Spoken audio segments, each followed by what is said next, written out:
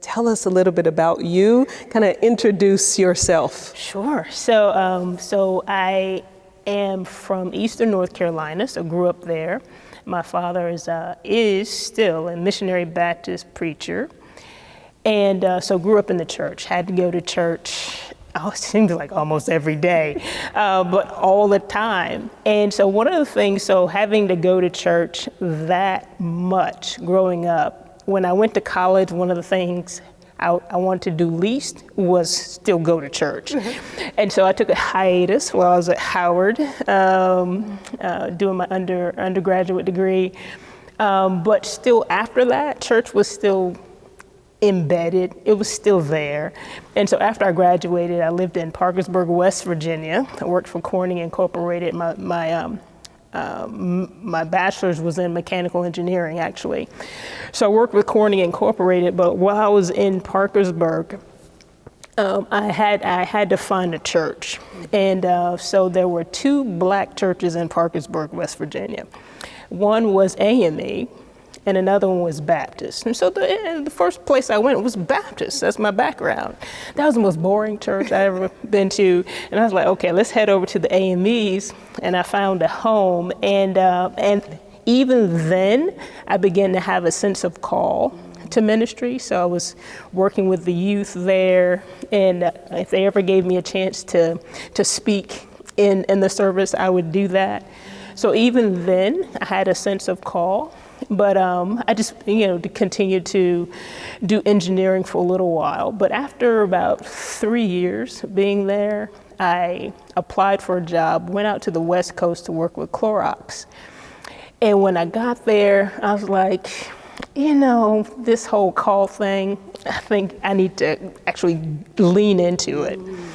And so I found a church in Berkeley, California, and the name of the church was Church by the Side of the Road. And the pastor of the church happened to be also a systematic theologian and a professor at the American Baptist Seminary of the West. And they had an opening for youth ministry. But he said, all right, now if you really want to be a full-time youth minister, what you're gonna have to do is you're gonna have to go to seminary. And it's like, all right, let's do it. And so he's like, no, you need to actually get in your car, follow me today, because the fall session is going to start. And this was must have been like June. And so you need to fill out the application today, and they'll get back to you, see if you can start in the fall. I filled out an application, and 2 weeks later, got my acceptance letter, and I was starting seminary, and that was pretty amazing.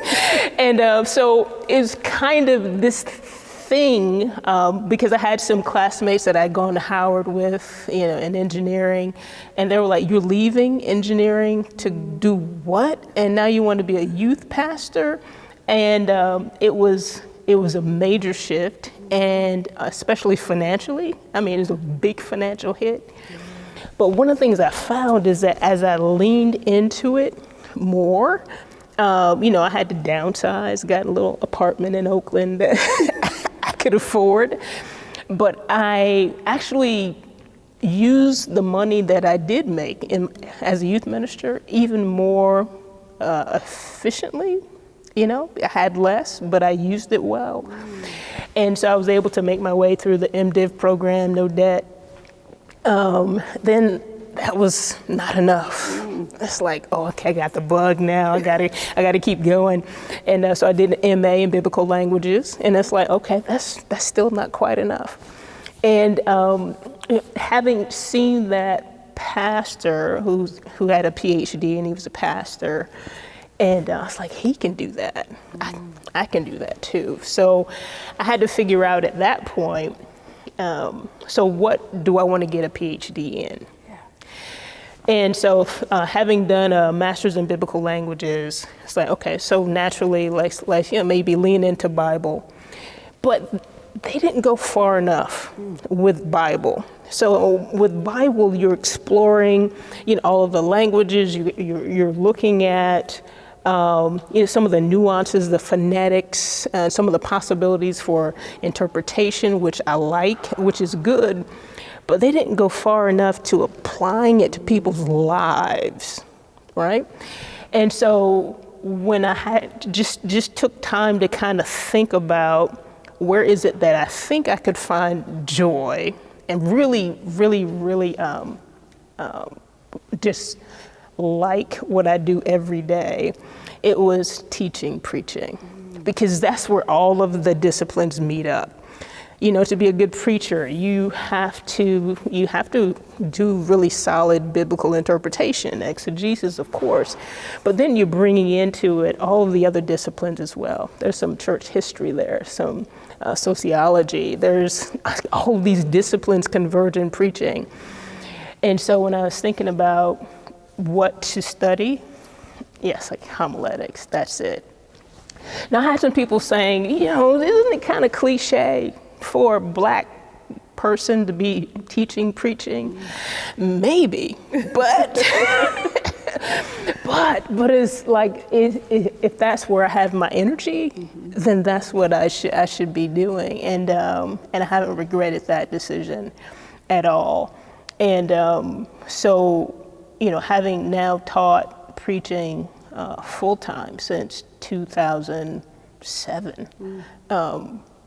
I don't regret that. I think it was a good decision, and I really love the classroom.